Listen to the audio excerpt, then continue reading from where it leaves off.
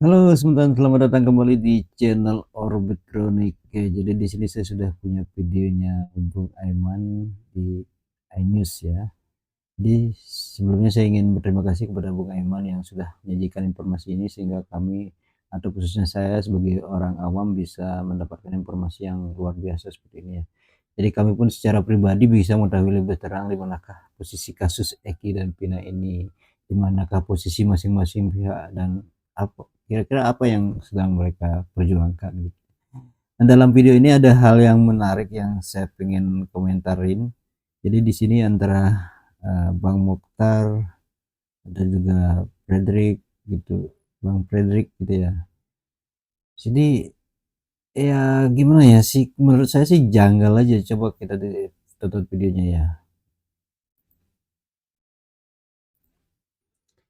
Ya, begitu Bang. Kalau nanti itu dibuktikan, kalau itu dipakai alat bukti ketika 2016 ya jelas nggak nyambung dengan proses kasusnya karena di situ kan jamnya kelihatan gitu. Udah itu clear itu sebenarnya kayak gitu.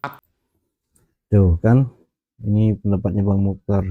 Jika saja ini bukti berupa enkripsi HP-nya Vina ini dimunculkan, jadi mungkin kasus ini tidak menjadi sebuah kasus pembunuhan sampai sekarang ya. Nah, seandainya kalau saksi walaupun hanya satu tapi dipakai pertimbangan oleh hakim, gimana dong? Ya, jangan dibalik gitu. Itu namanya muter balik fakta. Sama aja artinya ketika eh, saya bilang satu saksi tapi dipakai pertimbangan oleh hakim. Kan sama artinya. Bener Pak Jute, saya dukung Pak Jute. Jadi nggak ada Pak Jute bilang gitu. Saya udah tonton dari awal videonya. Hanya mungkin Bang Freddy ini salah dengar karena dia kan berpengalaman 40 jadi tambah umurnya jadi umurnya lebih dari 40 gitu. Terus ke Saya sebagai masyarakat awam, sebagai orang awam hukum, saya tidak pengen hukum itu kayak textbook kayak Pak Predik ini textbook ya, nopum ya ini. Ada sebuah kebijaksanaan yang ada dalam masing-masing hakim dengan mempertimbangkan misalkan ada alat bukti. Oke, textbooknya bilang begitu, textbook hakim kan punya pertimbangan. Ketika alat bukti yang mungkin pernah dihadirkan memunculkan sebuah bukti baru, apakah itu novum Pak? Saya bilang di rumah Pak Frederick. Novum itu ketika itu menjadi alat bukti baru kan, tapi ternyata alat bukti baru itu muncul karena ada alat bukti sebelumnya yang sudah ada di berkas dan sedangkan itu kan tadi sudah dibilang sama Pak Mokhtar kalau itu tidak pernah dimunculkan di persidangan, tidak dijadikan pertimbangan oleh hakim. Uh, jadi kan tidak menjadi sebuah pertimbangan keputusan. Sekarang diangkat itu menjadi sebuah alat bukti yang hakim harus pertimbangkan gitu. Gimana dong Pak Fredrik? Kayaknya Pak Fredrik ini textbook sekali hukumnya gitu ya, nggak ada suatu pertimbangan apa gitu loh. Hakim ini kan punya kebijaksanaan tinggi gitu. Jadi dia mempertimbangkan dari segi aspek segala aspek termasuk saksi ahli, alat bukti dipertimbangkan kembali untuk dia bisa mengambil keputusan yang adil.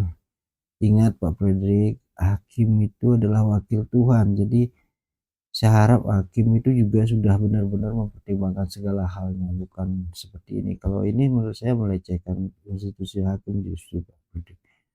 Ketika hakim tuh seperti nggak peduli gitu loh. Ya saya harap sih institusi hakim nggak bekerja seperti yang dibilang Pak Frederick ya. Oke, kita selesaikan videonya di sini. Sebenarnya saya banyak komentar dengan Pak Frederick ini. Kan umurnya dibilang 40 tahun lebih. Jadi kalau dia anggap aja dewasa 20 berarti umurnya Pak Fredrik itu 70 ya. Ya, 70 mungkin ya. Loh, kan sama dengan kasus Vina. Ini hanya kebalik aja. Kalau itu dari kecelakaan jadi kasus tidak kecelakaan gitu ya.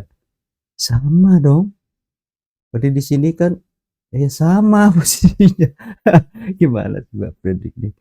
Aduh, umur mungkin ya. Saya setuju Pak, yang menentukan hakim. Tapi dasar ketika hakim menentukan itu adalah keterangan para ahli, keterangan para saksi. dan bukti-bukti yang ada di persidangan. dan Terus yang dipakai pertimbangan tuh apa dong Pak? Kok semua kayak nggak berfungsi gitu ya? Keterangan ahli forensik, keterangan ahli ini nggak berfungsi. Terus hakim tuh maha tahu. Dia kan mempertimbangkan itu Pak. Jadi ketika dihadirkan saksi ahli ini, saksi ahli ini, kemudian hakim punya pertimbangan dengan ya kan kembali dengan keterangan saksi-saksi yang dihadirkan. oleh putusan Pak. Kayaknya Pak Fredrik ini salah mengajukan ahli-ahlinya, nggak bisa dipercaya sama hakimnya gitu kalau menurut pertimbangan saya. Oke, itu video dari Bang Aiman. Jadi mudah-mudahan eh, ada banyak ada nilai plusnya video saya ini gitu ya, memberikan reaksi pada video Aiman. Jadi terima kasih sudah menonton video ini. Sampai jumpa di video-video yang lainnya. Salam.